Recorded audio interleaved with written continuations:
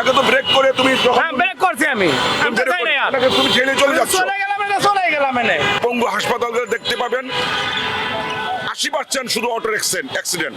অটোরা পুরো দেশটাকে ধ্বংস করে ফেলতেছে।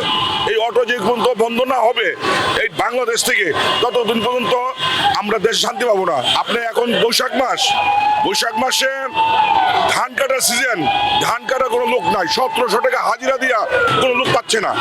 তারা সবাই চলে আসছে অটো নিয়ে ব্যস্ত। ধান ডুবে যাচ্ছে, কলকারখানায় কোনো শ্রমিক নাই, শুধু কিছু হলেই অটো। তারা অটো লক্ষ লক্ষ অটো, দেখে অবস্থা এখন বর্তমানে যে কি অবস্থা। এখন উনি এই যে পুলিশ ভাই উনি সিঙ্গেল দিলেন, কিন্তু সিঙ্গেলটা সে অমান্য করে চলে যাচ্ছেন। উনি ব্রেকই ধরতে পারতেছেন না, গাড়ির নিচে পড়তে এখন এলে এই প্যাসেঞ্জার নিয়ে। এই অটো বন্ধ করতে হবে। এই ক্যামেরা দিয়ে দেওয়া হয়েছে ট্রাফিক ব্যবস্থা নিয়ন্ত্রণের জন্য। এই বিষয়টি আসলে কি কাজে আসবে? অটোদেরকে সামলাবে কে? এইটা তো কথা। ওদের কোনো প্রশিক্ষণ নাই, অটোদের কোনো প্রশিক্ষণ নেই। তারা গ্রামে ধান কাটতো, কেউ কৃষি কাজ করতো, কেউ ঘর তৈরি করতো, কেউ নানান ধরনের কাজ করতো। তারা এখন এসে অটো চালাচ্ছে। অটো কি করলেন? অটোটি আসলে কি করলো আপনার সাথে? না, সিগন্যাল দিয়েছিলাম, সে অমান্য করে ওভারটেক করে চলে যাচ্ছিল, এই তো। আসলে তিনি সিগন্যাল দিয়েছিল, সিগন্যাল তবুও কেন আপনি অমান্য করলেন? 7-8 আগে আসার তো কোনো নিয়ম নেই। কি আমি বলি ওই যে ওখানে যে একটা সিগন্যাল আছে, ওটা হলুদ হলে আর যাওয়া নিষেধ। ওটা হলুদ হওয়ার আগে আমি পারবার চাইছিলাম, কিন্তু দেখছি যে হলুদ হয় নাই। ওটা মানে যেটা হলুদ মানে সিগন্যাল যেটা বাতি অফ হয়ে যায়, ওইটা হয়েছে, উনি ধরে বেড়াইছে, যার কারণে আমি আটকে গেছি। আমি আর পার হয়েছি, পার হয় নাই।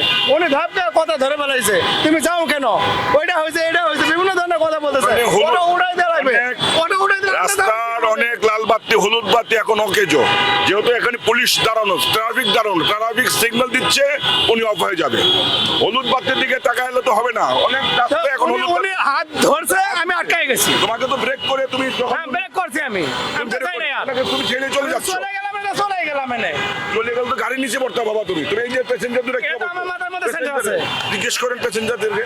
কারণ কি আপনি ওটা তুলে দিবে করছেন?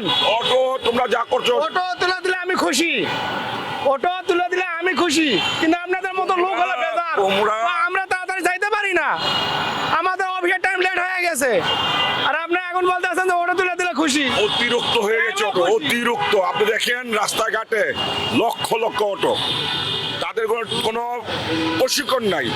যাচ্ছে সোজা হঠাৎ লাইনে ঢুকাই দিচ্ছে, যাচ্ছে সোজা প্রেমা ঢুকাই দিচ্ছে, গাড়ির নিচে পড়ে যাচ্ছে প্যাসেঞ্জার সহকারে। আপনি পঙ্গু হাসপাতালে দেখতে পাবেন 80% শুধু অটোর অ্যাক্সিডেন্ট। কারো হাত নাই, কারো পা নাই, কারো কমর নাই, সব অটোর অ্যাক্সিডেন্ট। কথা তো সত্য নাকি? হ্যাঁ কথা কি সত্য? সত্য হইলো, আরেকটা সত্য আছে। মোটরসাইকেল কি অ্যাক্সিডেন্ট নাই? মোটরসাইকেল অ্যাক্সিডেন্টে কি হসপিটালে কি ভর্তি নাই? আমি ওটা উঠে না কেন? অটো, আপনি আরেকটা কথা বলি আপনাকে, অটো চললে ওরা এত স্পিডে চালায় যে ব্রেক করতে পারে। এই দেখেন এখানে কোনো ব্রেক নাই, ব্রেক করতে করতে অটো চলে যাবে 30। বাংলা রিক্সাকে ব্রেক ছাড়া কোনো গাড়ি চলে না, রোডের মধ্যে একটা ব্রেক ছাড়া কোনো গাড়ি চলে না। মানে ওরা 80। ওটার সাথে পারা যাবে না? না, ওদের সাথে কথা বলতে পারবে, ওদের সাথে কথা পারবো না আমরা।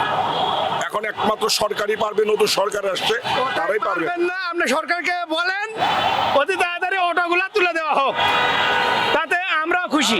যাত্রী আছে, একটু যাত্রী ভাইরা বলবেন। উনি একটু চলে যাচ্ছিলেন, উনি তো ব্রেক করতে যাচ্ছেন। আপনি তো অ্যাক্সিডেন্ট হতে পারতেন, আপনার মার বুক তো খালি হতে পারতেন। কি বলতে চান?